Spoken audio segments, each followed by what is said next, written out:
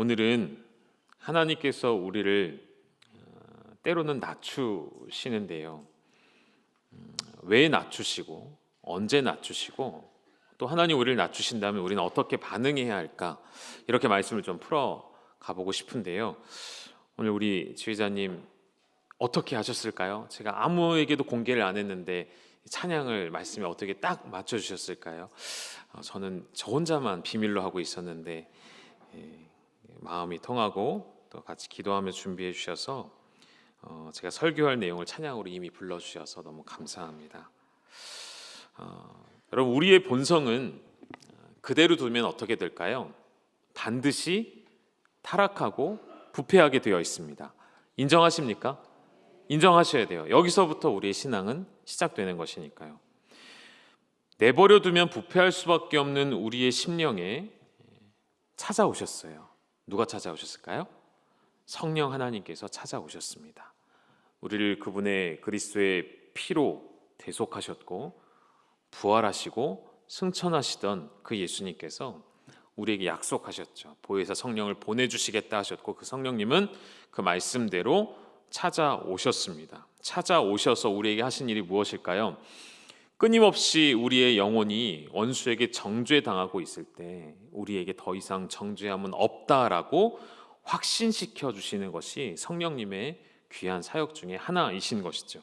그래서 우리 안에 내주하시는 성령께서 우리를 그분을 따라가게 하시고 성령으로 살게 하시는 거예요.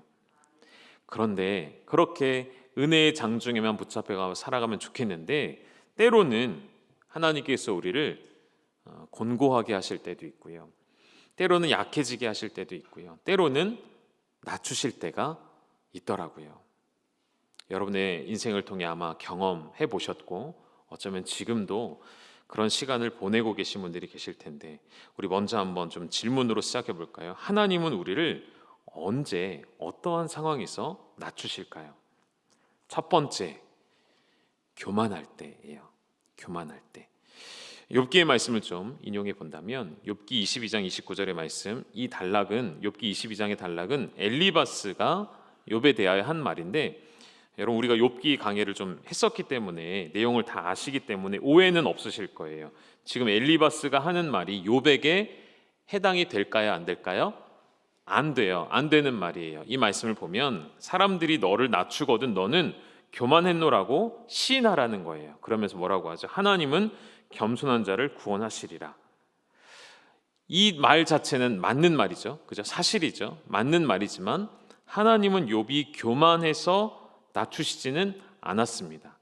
상황이 다르죠. 특별한 상황이었어요. 욥에게는. 그러나 일반적으로는 이 말이 맞기 때문에 여러분 좀 양해를 하시면서 보시죠.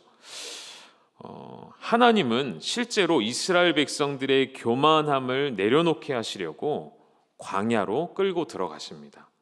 그리고 광야에서 때론 겪게 되어지는 고난과 고통들을 통해서 그 백성을 낮추시는 일을 하시죠. 그럼 그 낮추시는 일을 통해 하나님이 원하시는 결과가 있겠죠. 그것은 바로 겸손이에요. 뒤에서 조금 더 다루겠지만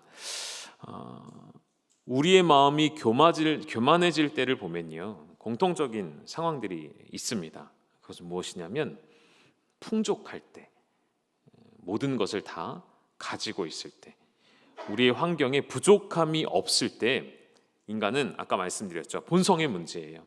내버려 두면 반드시 부패하고 반드시 교만해지게 되어 있다는 것입니다. 여러분 이것을 경계하시는 성도가 되셨으면 좋겠어요. 우리의 본성이 내버려 두면 그 만족함 가운데 반드시 교만하게 되어 있다는 것을. 그래서 하나님은 당신의 사랑하는 백성들에게 복 주시기를 원하시는데 그 복을 주시기 전에 하시는 작업이 있습니다. 그것이 무엇일까요? 교만함을 깨트리셔서 복을 받을 준비를 시키시는 것이죠. 복을 받을 그릇으로 우리를 빚어 놓으시는 거예요. 여러분 잘 아시죠? 하나님은 어떤 그릇을 기뻐하실까요? 어떤 그릇을 즐겨 사용하실까요? 금그릇, 은그릇, 화려한 그릇. 여러분 집에 비싼 그릇 있으세요? 없으세요? 비싼 찻잔 있죠? 비싼 접시 얼마나 갖고 계십니까? 몇 해 전에 제가 한번 제 경험을 한번 말씀드렸던 것 같은데, 제가 열방교회 오기 전에 신방, 그 사역하던 교회 신방을 하는 한 권사님 가정에서 신방을 하는데, 권사님이 아주 좋은 찻잔을 꺼내서 대접을 해주셨어요. 근데 거기에 사연이 얽혀 있더라고요. 홈쇼핑으로 그걸 구입하셨는데, 그게 도착하고 나서 카드 결제가 되고 나서 남편하고 거의 이혼 직전까지 싸우셨대요. 왜 그랬냐면 권사님이 홈쇼핑을 하시다가 숫자를 잘못 본 거예요. 공이 하나 더 붙어버린 거예요. 그래서 생각했던 거에 10배를 결제하게 되신 거죠. 난리가 났었대요. 하시면서 그 찻잔을 저한테 이렇게 마신 차를 담아서 드시라고 그러시더라고요. 맛있게 마셨습니다. 좋은 그릇에다 담으면 더 좋은 것이 될까요?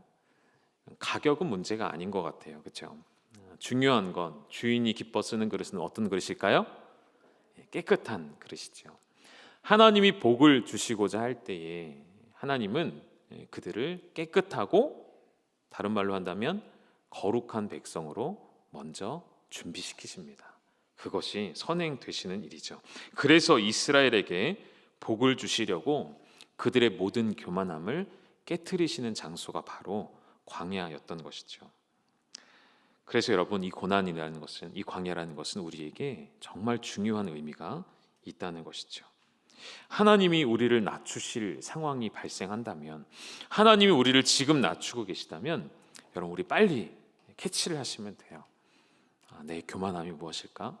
내가 하나님 앞에 거룩해야 될 부분이 무엇일까? 깨끗해야 될 부분이 무엇인가? 생각하고 돌이키시는 것입니다. 두 번째, 우리 하나님은 우리를 언제 낮추시냐면 시험하려 하실 때에 낮추시는데요. 어떤 시험인지 한번 보시죠. 신명기 8장 2절의 말씀 우리 같이 읽습니다. 시작. 내 하나님 여호와께서 이 40년 동안에 내게 광야길을 걷게 하신 것을 기억하라. 이는 너를 낮추시며 너를 시험하사 내 마음이 어떠한지 그 명령을 지키는지 지키지 않는지 알려 하심이라. 아멘. 하나님은 시험하실 때 무엇을 시험하시냐면 하나님의 백성으로서 합당한가 합당하지 않는가를 먼저 시험하실 거예요. 그럼 잘 들어보십시오. 하나님께서 이스라엘 백성을 광야로 이끄실 때, 그러니까 출애굽 사건을 통해 건져내셨어요. 하나님의 강권하시는 능력으로, 그 누구도 범접할 수 없는 힘으로 그들을 강권하셔서 수백만을 이끌고 나오셨어요. 그러면 이제 이스라엘에게 목표가 생기는 거죠. 저 가나안 땅으로 빨리 들어가는 것이 목적이에요. 이스라엘 백성에게는 이제는 가나안만 보이는 것이죠. 그런데 여러분, 가나안에 빨리 들어가는 것보다 더 중요한 것이 있었죠. 출애굽하여 가나안으로 가는 과정 속에서 하나님의 백성으로서 합당하여 준비되어지는 것이 먼저 필요했었죠. 그래서 하나님은 그들을 시험하시는 것입니다. 그리고 그 첫 번째 시험에서 보기 좋게도 낙방하게 된 것이죠. 가데스 바네아에서 정탐꾼 12명이 가나안 땅을 40일 동안 정탐했고, 그 결과는 뭐였죠? 우리가 차지할 수 없는 땅, 원망과 불평이 쏟아져 나왔던 것이죠. 출애굽은 했지만 몸은 아직 어디에 있는 걸까요? 몸과 마음은 아직도 애굽에 가 있어요. 그래서 이스라엘은 늘 툭 건드려지면 작은 고난과 작은 산 앞에서도 툭 건드리면 뭐가 나왔죠? 다시 돌아가자. 다시 애굽으로. 차라리 거기가 좋았다.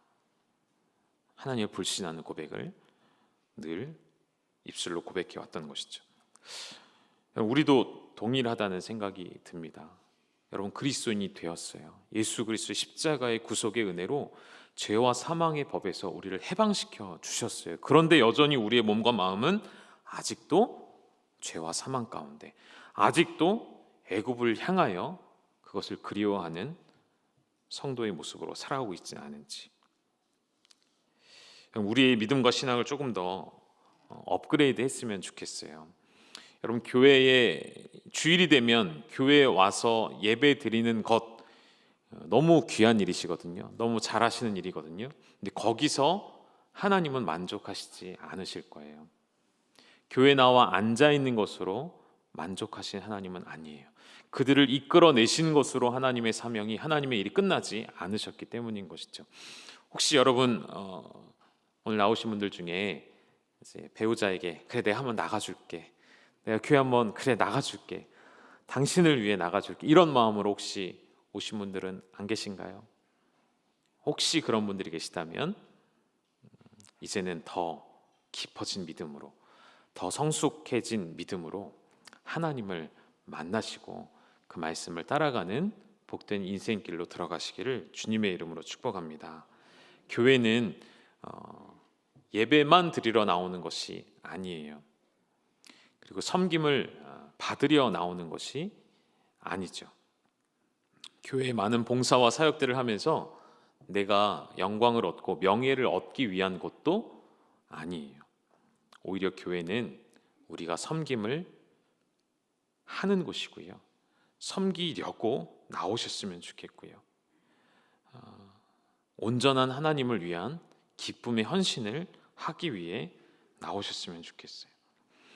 교만할 때 우리를 낮추시고 시험하실 때 우리를 낮추시는 이 이야기를 종합해 보면 결국 첫 번째 결론은 어떻게 되냐면, 하나님 우리를 언제 낮추시냐면 하나님 보시기에 우리가 낮아져야 할 필요가 있을 때에, 하나님 보시기에 우리가 하나님 앞에 교만하고 마음에 합당하지 않아 보이실 때에, 이 말씀을 잘 기억해 두셨으면 좋겠습니다.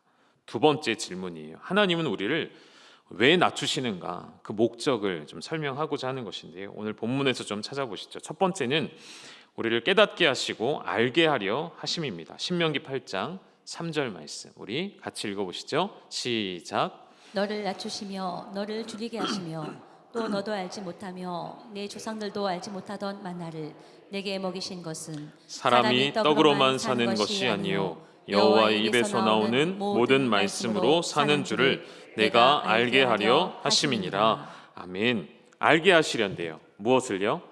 사람이 떡으로만 사는 것이 아니라 여호와의 입에서 나오는 모든 말씀으로 사는 것을 깨닫게 하시려고 낮추셨대요. 여러분, 이 말씀 어디서 많이 들어보지 않으셨습니까? 사람이 떡으로만 살 것이 아니요. 누가 또 하신 말씀이죠? 예수님이. 언제요? 어디서? 그렇죠. 맞습니다. 예수님께서 확인해 볼까요? 마태복음 4장 4절로 가보시죠. 화면에 좀 띄워주시고요, 같이 한번 읽어보겠습니다. 시작. 예수께서 대답하여 이르시되 기록되었을 때 사람이 떡으로만 살 것이 아니요 하나님의 입으로부터 나오는 모든 말씀으로 살 것이라 하였느니라 하시니. 아멘. 여러분, 이 말씀을 예수님께서 광야에서 하신 거예요. 그렇죠? 광야에 들어가셔서 사탄에게 시험을 받으실 때 기록된 말씀으로 이기셨는데, 그 기록된 말씀 중에 하나가 바로 신명기 8장 3절의 이 말씀이에요. 사람이 떡으로만 사는 것이 아니라 여호와 하나님의 입으로 나오는 모든 말씀으로 사는 것. 이스라엘과 같이 우리 주님도 광야에 들어가셨고요, 그 광야에서 이기는 방법은 오직 하나님의 말씀이셨던 거예요. 이스라엘은, 하나님의 자녀는, 하나님의 백성은 오직 하나님의 말씀으로만 살게 된다는 것을 깨닫게 하실 때에 하나님은 그들을 낮추십니다. 실제로 이스라엘 백성들이 풀 한 폭이 없는 광야에서 40년이라는 긴 생활을 살아내야 할 때 가장 필요한 게 무엇이었을까요? 실제적으로 일단 첫 번째는 먹는 거였겠죠. 양식이 필요했겠죠. 그런데 그 양식을, 그 수백만 명이 매일 매 끼니를 먹어야 되는 양식을 어떻게 해결하겠습니까? 불가능한 일이죠. 하나님께서 그것을 해결하시기 위해 뭘 주셨죠? 만나를 내려주셨습니다. 그럼 만나는, 여러분 잘 한번 생각해 보시겠습니까? 땅 위에 표면에 이렇게 있는 거예요. 그런데 여러분, 만나는 아무것도 이스라엘 백성에게 내어줄 수 없는 척박한 땅이 그들에게 수산물을 내어준 결과로서의 만나가 아니고요, 여러분, 만나는 어디로부터 왔을까요? 땅에서 솟은 게 아니죠. 어디서 왔죠? 하늘에서 내려온 거예요. 저는 좀 이렇게 묵상을 해봤어요. 만나라는 것이 땅에서 나는 것이 아니라 하늘에서 내려왔다는 것은, 하나님께서 가나안이라는 땅을 그들에게 약속해 주셔서 가나안 땅을 보고 향하는 그들에게 땅만 보지 말고 너희에게 모든 것을 주는 것은 결국 하늘로부터 내려온다는 것을 보게 하시려는 것이 아니었을까요? 너희를 이끌어가며 너희를 인도하는 그 하나님, 하늘에 계신 그 하나님을 바라보도록 하늘로부터 내리는 만나이지 않았을까 생각을 해보았습니다. 그 만나는 이전에는 없던 하나님의 창조물이죠. 이전엔 세상에 아예 없던 존재였어요. 그래서 성경은 그것을 그들의 선조들이 조상들이 전혀 알지 못했던 것이라고 설명하기도 합니다. 그 만나를 우리가 조금만 묵상해도요, 하나님의 크신 은혜를 경험할 수가 있어요. 그 수백만 명이 매일 매 끼니를 먹을 수 있는 정확한 양을 주셨고요, 정확한 시기에 주셨고요, 정확한 지역에 내려주셨어요. 한치 오차도 없이 늘. 그게 여러분 가능한 일입니까? 이 만나야말로 하나님의 완전하신 능력을 보여주시는 일이었죠. 그럼에도 불구하고 이스라엘은 그 만나만 먹으면서 불평하는 백성으로 전락해버리고 말았었죠. 하나님은 이 광야라는 시간을 철저하게 이스라엘이 여호와가 하나님이심을, 그리고 너희가 살 방법은 다른 방법이 없고 오직 여호와의 말씀으로만 살게 되어진다는 것을 가르치시고 또 교육시키는 하나님만의 시간이었던 것이죠. 두 번째, 왜 또 그들을 낮추셨냐면 궁극적인 결론입니다. 복을 주시려고 그들을 낮추신 거예요. 8장 16절의 말씀 우리 같이 한번 읽어보시죠. 시작. 내 조상들도 알지 못하던 만나를 광야에서 내게 먹이셨나니 이는 다 너를 낮추시며 너를 시험하사 마침내 내게 복을 주려 하심이었느니라. 아멘. 하나님이 그들을 낮추신 이유는 무엇 때문이라고요? 마침내 복을 주시려고요. 여러분 아멘이신가요? 여러분, 우리 하나님은 자기 백성을 시험하실 때 그 시험 자체가 목적이 되지 않으십니다. 그러나 때로는 여러분 시험이 그 시험 자체가 목적이 되는 경우가 있죠. 그러나 그것은 하나님이 주시는 시험이 아니라 원수가 주는 시험이죠. 원수가 우리에게 주는 시험은 그 시험에서 넘어뜨리려 하는 시험, 하나님과 우리 사이를 갈라놓으려는 시험, 하나님에게서 우리를 떨어뜨려 놓으려는 시험인 것이죠. 그러나 하나님이 주시는 시험은 그 목적이 언제나 분명하십니다. 무엇이냐면 우리를 살리시려는 시험이에요.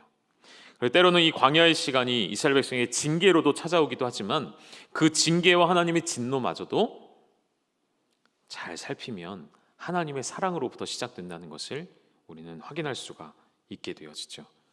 여러분, 광야의 시간은, 우리의 낮아짐의 시간은 반드시 하나님이 자기 백성에게 복을 주시려는 하나님의 선한 목적으로 주어진다는 것을 여러분 마음속에 명심하시고 평생 잊지 않으시기를 주님의 이름으로 축원합니다.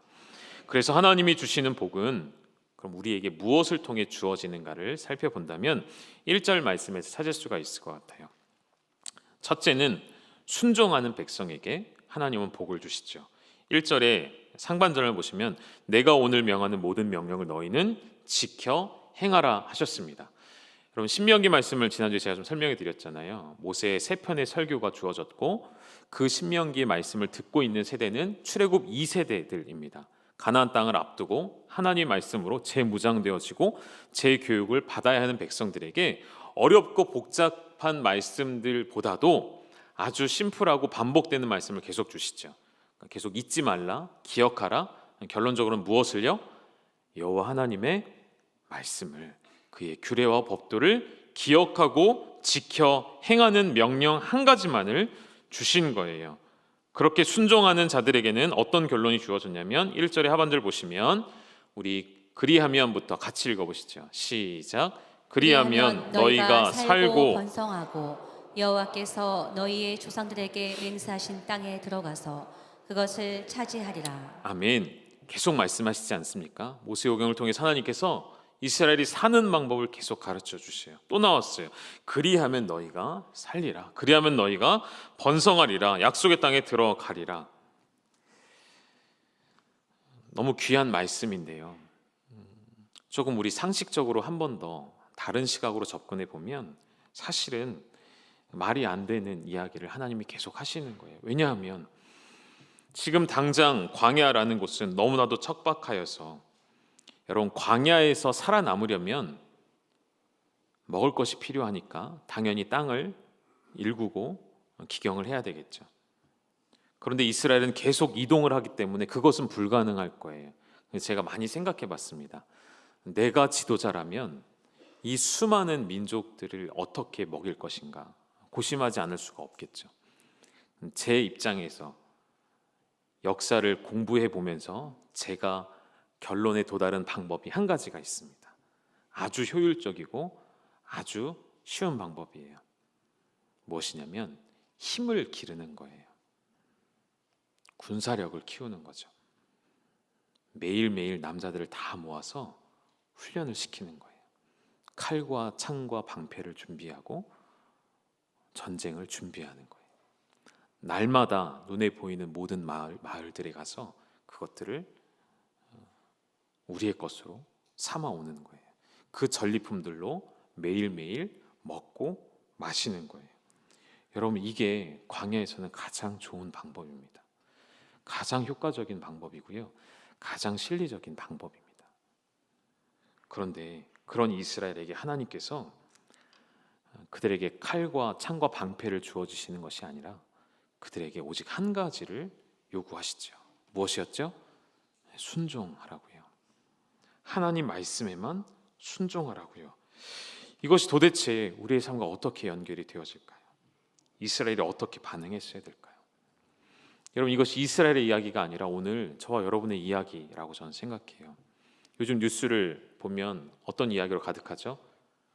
생활고, 물가의 상승. 여러분, 도시가스 요금 제법 나오지 않으셨습니까? 교회도 많이 나왔어요. 전기세도 어마어마하게 나왔어요. 에너지 절약 광고가 괜히 나가는 게 아니에요. 상상을 초월할 만큼 이번 겨울에 많이 나왔어요. 이런 때 하나님께서 말씀하시는 거예요. 내 말에 순종해. 그러면 살 거야. 아니, 지금 도시가스 요금이 어마어마하게 나왔는데 여러분, 그렇게 하나님 말씀에 순종할 수 있으시겠습니까? 전혀 다른 영역 아니에요? 오늘 당장 내 통장에 돈은 막 빠져나가야 되는데 당장 먹고 살 길은 없는데 여호와의 말씀에 순종하면 너희가 살리라 하세요. 그럼 어떻게 하실 거예요? 그 말씀대로 순종하실 수 있으시겠습니까? 아멘 하신 분들은 오늘 집에 가셔서 옆집 문을 두드리십시오. 그리고 도시가스 요금 많이 나오셨죠? 제가 살 수 있는 방법을 알려드릴게요. 교회로 나오십시오. 하나님 말씀을 믿으십시오. 라고 꼭 전파하셔야 합니다. 여러분, 다 그렇게 하실 수 있으십니까? 아멘 소리가 이것밖에 안 나올 줄 알았어요. 여러분, 우리의 생활과 전혀 다른 말씀을 하나님이 이스라엘에게 던지고 계시는 거예요. 그 말씀에 순종하기가 여간 어려운 것이 아니었습니다. 그런데 하나님은 그 말에 끝까지 순종한 자에겐 반드시 너희가 살리라 약속하셨다는 거예요. 여러분, 오늘 우리가 사는 방법도 동일합니다. 우리의 어떤 다른 노력으로 되어지는 것이 아니라 결국 하나님의 말씀을 얼마나 인정하고 순종하느냐에 우리의 인생이 달려 있다는 것이죠. 오늘 하나님의 음성이 여러분 가운데 들려진다면 여러분, 다른 어떤 변명, 다른 조건, 다른 이야기보다는 뭐라고 하시면 좋을까요? 하나님 앞에 주님 말씀하십시오. 제가 듣겠나이다. 순종하겠습니다. 이 한마디 고백이면 하나님은 충분하다 하신다는 것이죠. 두 번째, 하나님은 우리에게 무엇을 통해 복을 주시냐면 순종하는 자였고, 두 번째는 겸손한 사람에게 복을 주신다 말씀하십니다. 오늘의 주제가 하나님이 우리를 낮추실 때예요. 낮추시는 것은 아까 말씀드렸죠. 우리에게 겸손을 요구하시기 때문인 것이죠. 오늘 본문의 2절 3절에 계속해서 낮추신다는 표현이 나오는데요. 한 가지 질문, 여러분, 성경에서 가장 겸손한 사람 누굴까요? 너무 빨리 답을 맞추시네. 사부 예배는 역시 아주 쉬운 질문이었어요. 성경에서 가장 겸손한 사람은 그렇죠, 누구보다도 예수님이시죠. 왜 그렇죠? 첫 번째는 하늘의 영광을 버리고 우리와 같은 인간의 몸으로 오신 그분보다 더 겸손한 자가 어디 있겠습니까? 또 하나는 예수님이 스스로 나는 겸손하다라고 하셨을까요? 안 하셨을까요? 하셨어요. 어디서 하셨죠? 마태복음 11장으로 가보실까요? 화면에 좀 띄워주시죠. 우리 같이 읽어보시죠. 시작. 나는 나는 마음이 온유하고 겸손하니 나의 멍에를 메고 내게 배우라. 그리하면 너희 마음이 쉼을 얻으리니. 아멘. 예수님께서 직접 말씀하셨어요. 나는 온유하고 겸손하다. 그러니 내게 와서 배우라. 여러분, 예수님의 이 성품은 정말 우리가 가져야 할 성품이에요. 온유와 겸손.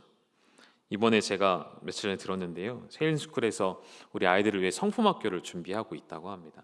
하나님의 성품을 가르치고 예수님의 성품을 가르치게 하는 너무 중요한 일이라고 저도 생각이 돼서 기대가 많이 되는데요.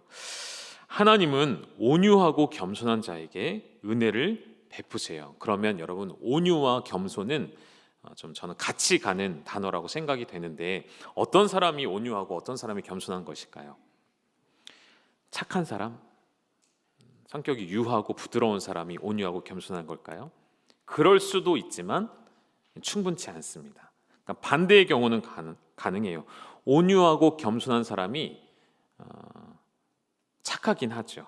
그러나 착한 사람이 무조건 온유하고 겸손한 것은 아니에요. 제가 좀 읽은 곳에서 빌려와서 말씀을 드린다면 이렇게도 좀 접근을 하더라고요. 여러분, 온유하고 겸손한 사람의 특징이 있는데 잘 들어보십시오. 맞나 안 맞나? 온유하고 겸손한 사람은 상처를 받지 않는데요.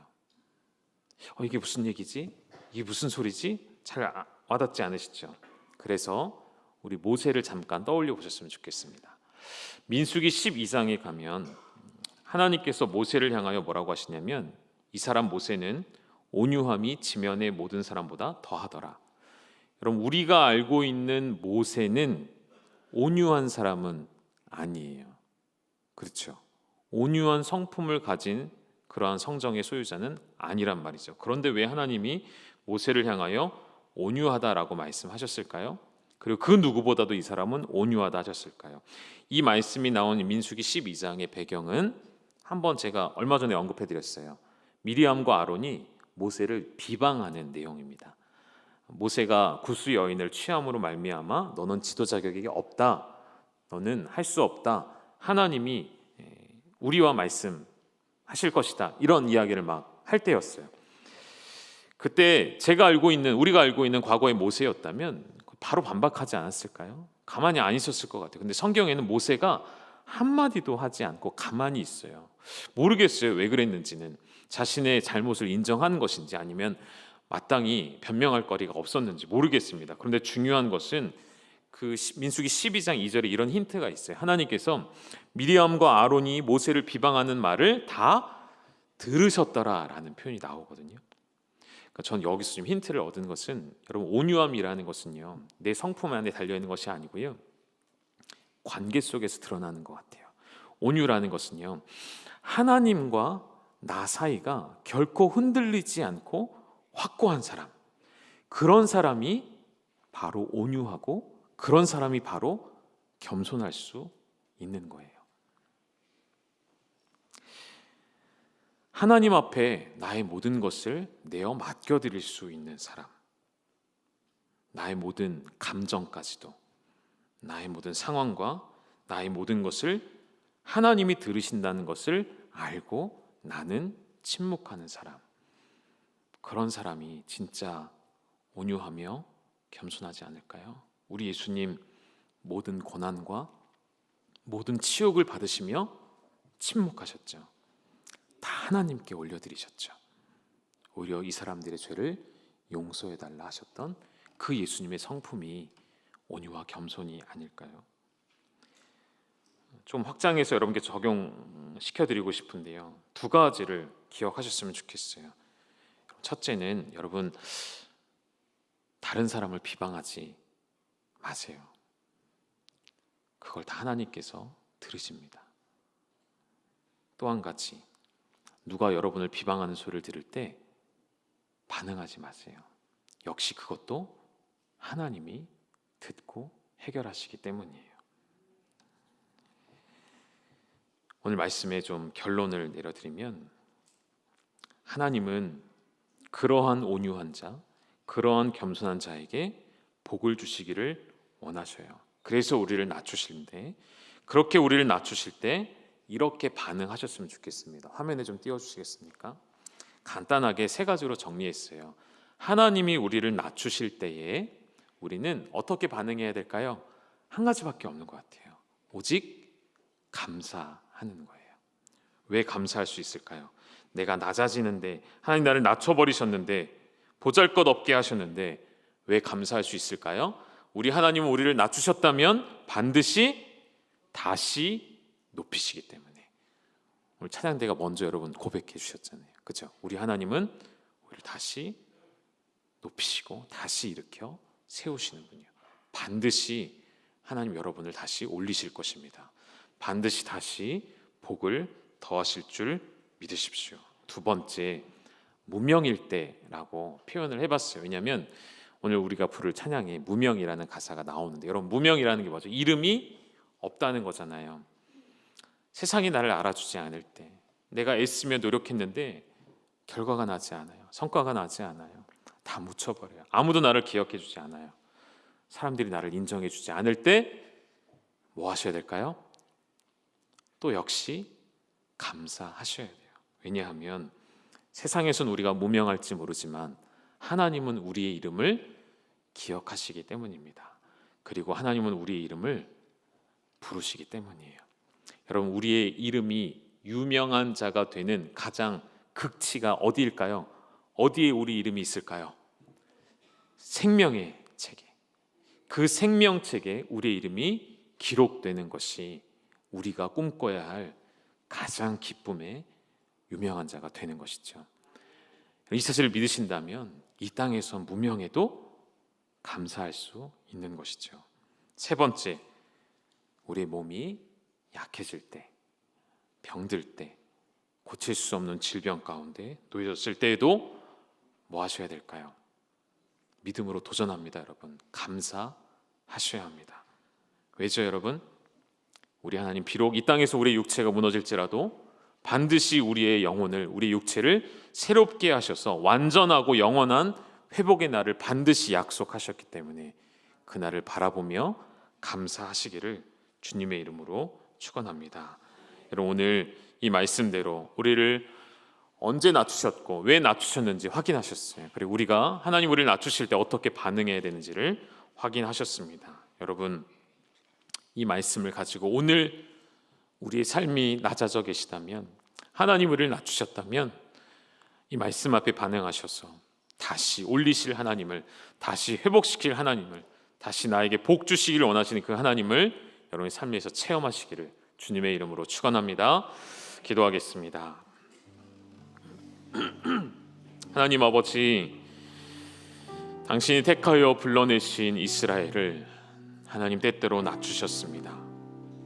하나님, 그 낮추실 필요가 있기에 그들을 겸손케 하시려고, 그들을 깨닫게 하시려고, 그들을 더욱 순종하게 하시려고, 하나님 더욱 그들에게 궁극적으로 마침내 반드시 복을 주시려고 낮추셨던 것을 우리가 확인하였습니다. 하나님, 오늘 동일하게 우리를 낮추실 때에 반드시 하나님이 복 주시며 우리를 높이실 것을 기대하고 소망하며 이 시간을 견디어낼 수 있도록 은혜를 더하여 주시옵소서. 예수님의 이름으로 축복하며 기도드립니다. 아멘. 우리 충만이라는 찬양, 우리 가사 생각하면서 함께 찬양하시겠습니다.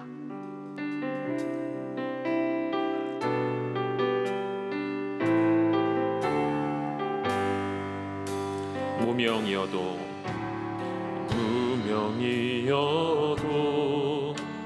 공허하지 않은 것은 예수 안에 만족함이라. 가난하여도 부족하지 않은 것은 예수 안에 오직 나는 부요하리라. 고난 중에도 견뎌낼 수 있는 것은 주의 계획 있기 때문에 넘어져버려도 일어설 수 있는 것은 예수 안에 오직 나니 승리함이라. 난 예수로 충만하니 난 예수로 충만하니 난 예수로 충만하니 영원한 왕 내 안에 살아계시네. 내 몸이 약해도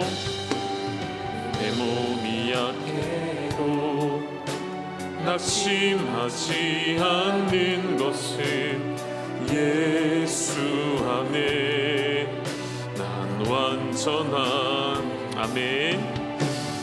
화려한 세상 부럽지 않은 것은 난 예수로 충만. 우리 한 번 더 고백하실까요? 내 몸이 약해도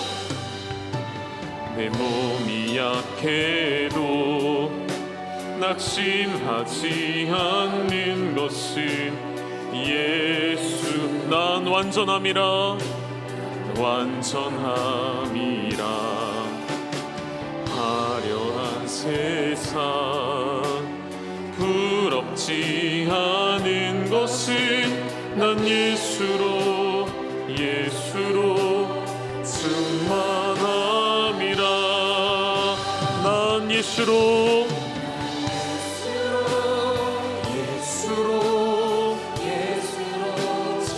충만하네. 세상 모든 것들도 부럽지 않네. 난 예수로 충만하네. 영원한 왕 내 안에 살아계. 우리 한 번 더 고백합니다. 난 예수로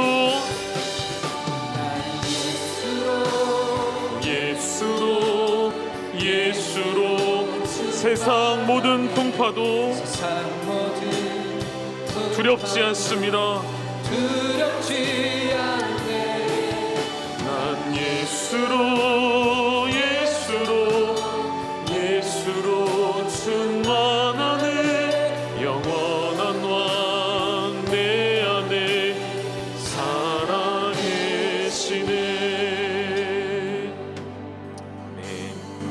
아멘. 이 시간 눈을 감고 말씀을 기억하며 함께 기도하기를 원하는데요. 여러분 기도를 좀 돕고자 제가 조금만 더 말씀을 드리고 싶습니다. 눈을 감고 들어보시겠습니까? 야곱이라는 사람을 좀 생각했었습니다. 야곱은 어떤 사람이었냐면 자신의 목적을 이루기 위해서는 수단과 방법을 가리지 않는 대표적인 인물이죠. 그런데 어느 날 하나님이 그에게 찾아오셨어요. 야곱을 한없이 낮추기 시작하십니다. 따뜻한 그 장막을 벗어나게 하셨고요. 형에게는 목숨을 위협당하며 쫓겨나게 되었습니다. 하나님이 그 야곱을 데리고 광야로 들어가시죠.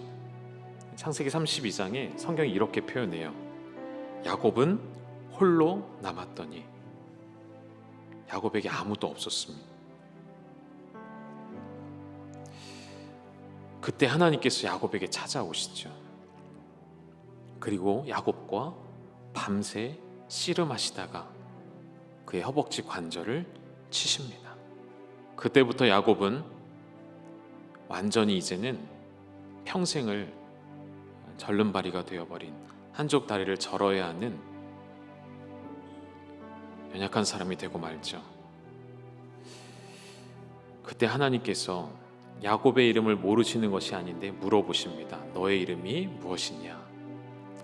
저는 야곱입니다. 그리고 하나님 뭐라고 하셨죠?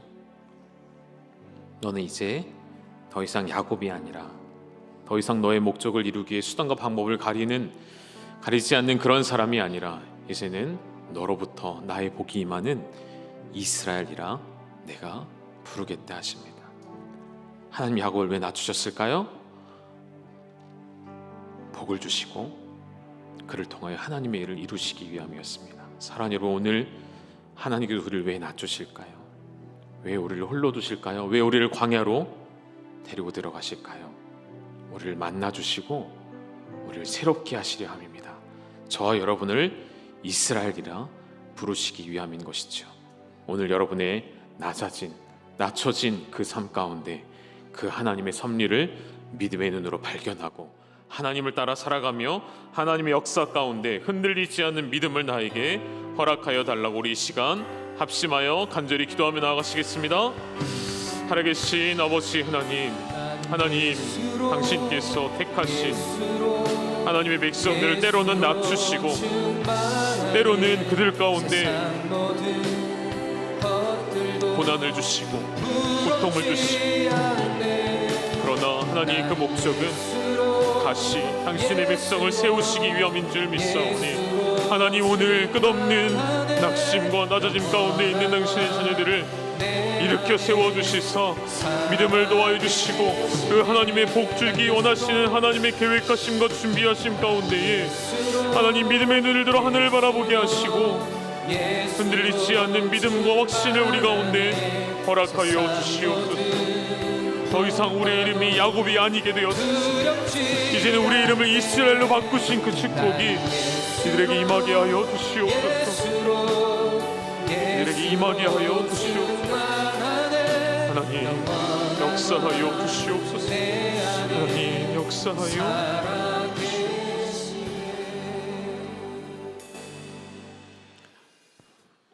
우리 주님 예수 그리스도의 은혜와 하나님 아버지의 아들을 내어주신 그 완전하신 사랑하심과 성령의 교통케 하심이 오늘 우리를 낮추실 때에 하나님께는 그 목적과 이유가 있으시며 그 모든 것은 결국 우리를 더욱 복되게 하시려는 하나님의 선하신 계획임을 기억하여서 하나님 우리를 낮추실 때 감사함으로 반응하여 이 시간들을 능히 견디며 넉넉히 승리하기를 원하는 사랑하는 열방의 모든 가족들을 위해 이제로부터 영원토록 함께 있을지어다. 아멘.